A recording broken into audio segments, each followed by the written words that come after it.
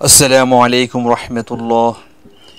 সুপ্রিয় শিক্ষার্থী বন্ধুরা, আল্লাহর এই দুনিয়ায় যে যেখান থেকে আজকের এই ভিডিওটি দেখতেছো সবাইকে জানাই আন্তরিক শুভেচ্ছা এবং আজকের এই ভিডিওতে সবাইকে স্বাগতম।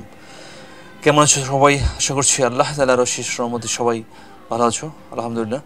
চলো তাহলে আজকে ভিডিও শুরু করি। আজকে এই ভিডিওটি হচ্ছে যে তোমাদের প্রতিষ্ঠান খোলার ব্যাপারে শিক্ষামন্ত্রী যে তথ্য দিয়েছে, তো দৈনিক শিক্ষা একটি প্রতিবেদন প্রকাশ করেছে। তো এখান থেকে আমি তোমাদের সাথে শেয়ার করছি যে কোন জেলার শিক্ষা প্রতিষ্ঠান কখন খুলবে। তো এই বিষয়ে দেখো কি বলা হয়েছে, 4 জেলা বাদে 60 জেলার শিক্ষা প্রতিষ্ঠান আগে খুলে দেওয়া হবে। প্রথমে খুলে দেওয়া হবে প্রাথমিক বিদ্যালয়। পরিস্থিতি দেখে আগামী রোববার থেকে শেখ পর্যায়ক্রমে এসব জেলার প্রতিষ্ঠান খুলে দেওয়া হবে। বুধবার 24 জুলাই দেশের আইন শৃঙ্খলা পরিস্থিতি নাশকতার মামলার তদন্ত শিক্ষা প্রতিষ্ঠান খুলে দেওয়ার বিষয়ে স্বরাষ্ট্র মন্ত্রণালয়ে এক বৈঠকে এ সিদ্ধান্ত হয়।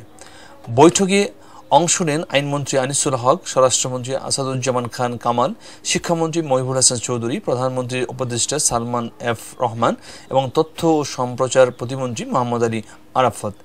সূত্র জানায়, সভায় প্রতিষ্ঠানগুলোতে নিরাপত্তা বাড়িয়ে খুলে দেওয়ার বিষয় নিয়ে দীর্ঘ আলোচনা হয়েছে। আগামীকাল শুক্রবার সারা দেশে পরিস্থিতি দেখে তারপর এই বিষয়ে চূড়ান্ত সিদ্ধান্ত নেওয়া হবে।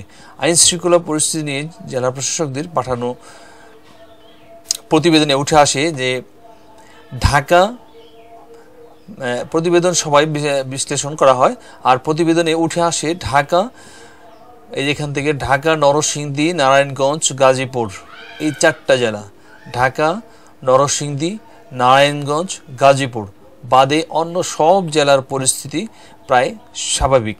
সবাই সিদ্ধান্ত হয় এই 4 জেলা ছাড়া বাকি জেলাগুলো শিক্ষা প্রতিষ্ঠান ধীরে ধীরে খুলে দেওয়া হবে।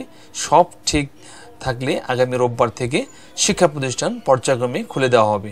তো যদি সব কিছু ঠিক থাকে, পরিস্থিতি ভালো থাকে, তাহলে শিক্ষা প্রতিষ্ঠান রোববার থেকেই খুলে দেওয়া হবে। ঠিক আছে।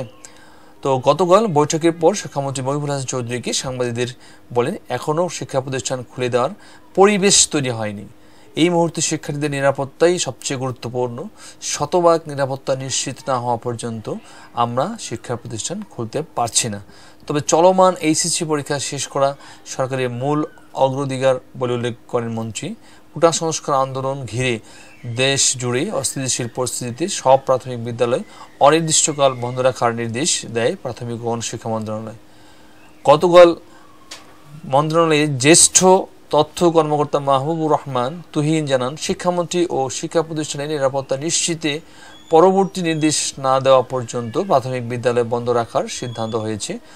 16 জুলাই সারা দেশে স্কুল, কলেজ, মাদ্রাসা, পলিটেকনিক সহ সব পাবলিক প্রাইভেট বিশ্ববিদ্যালয় অনির্দিষ্টকালের জন্য বন্ধ ঘোষণা করা করে সরকার। একই সঙ্গে বন্ধ ঘোষণা করা হয় বিশ্ববিদ্যালয়ের অধিভুক্ত মেডিকেল কলেজ, টেক্সটাইল, ইঞ্জিনিয়ারিং সহ অন্যান্য শিক্ষা প্রতিষ্ঠান। তাই জাতীয় বিশ্ববিদ্যালয়ের অধিভুক্ত সব কলেজও বন্ধ রয়েছে। ঠিক আছে। তো এখান থেকে যে আমরা মূল বিষয় জানতে পারলাম সেটা হচ্ছে যে 60 জেলা, 4টা জেলা বাদে 60 জেলার প্রতিষ্ঠান, যদি পরিস্থিতি ভালো হয়, দেশের অবস্থা যদি ভালো হয়, শিক্ষার্থীদের নিরাপত্তা যদি নিশ্চিত হয়, তাহলে আগামী রবিবার থেকেই শিক্ষা প্রতিষ্ঠান খুলে দেওয়া হবে বলে আমরা জানতে পারলাম। ওকে, তো আশা করি তোমরা ক্লিয়ারলি এটা বুঝতে পেরেছ। তো আমাদের পরবর্তী আরও আপডেট ইনফরমেশনগুলি পাওয়ার জন্য তোমরা চ্যানেলটি সাবস্ক্রাইব করে আমাদের সাথে যুক্ত হতে পারো এবং পাশে থাকা বেল আইকনটি অল করে রাখো। যে কোনো ভিডিও পাবলিশ করার সাথে সাথে নোটিফিকেশন যেন সবার আগে তোমার কাছে পৌঁছে যায়। তো ভালো থাকবে সবাই, সকলের সুস্বাস্থ্য, দীর্ঘায়ু, সফলতা এবং মঙ্গল কামনা করি আজকের মতো এখানে শেষ করছি। ধন্যবাদ সবাইকে। আল্লাহ হাফেজ। আসসালামু আলাইকুম রহমতুল্লাহি ওয়া বারাকাতুহু।